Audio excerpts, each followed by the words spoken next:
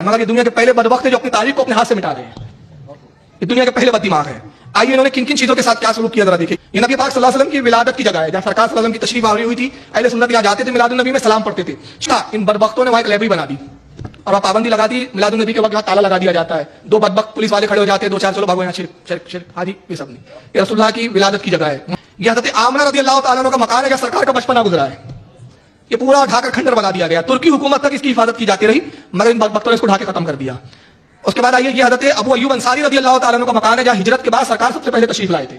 یہ 2 منزلہ مکان جو طب اول حمیری نے بنایا تھا, اور حضرت ابو ایوب انصاری طب اول حمیری کے زمانے کے جو بہت بڑے عالم ان کی نسل سے تھے, نسل در نسل وہ ان کی وراثت میں آیا. اللہ کے نبی ہجرت کے بعد یہاں تشریف لائے, قیام رہا رسول اللہ کا. یہ مکان متبرک تھا, زائرین زیارت کی غرض سے جاتے تھے, ڈھا کے کھنڈر میں تبدیل کر دیا گیا ہے. یہ حضرت امام زین العابدین رضی اللہ تعالیٰ عنہ کا مکان ہے. یہ امام زین العابدین کے مکان کو بھی بالکل نصف و نابود کر دیا گیا ہے. یہ جنت البقیع ہے. 1925 تک جنت البقیع کی یہ کیفیت تھی. یہ جو بڑا قبہ آپ کو رائٹ ہینڈ میں نظر آ رہا ہے, یہ قبۃ اہل البیت کہلاتا تھا. اس میں جناب فاطمہ الزہرا رضی اللہ تعالیٰ عنہ, حضرت عباس, امام جعفر صادق, امام حسن وغیرہ کی مزاریں تھی.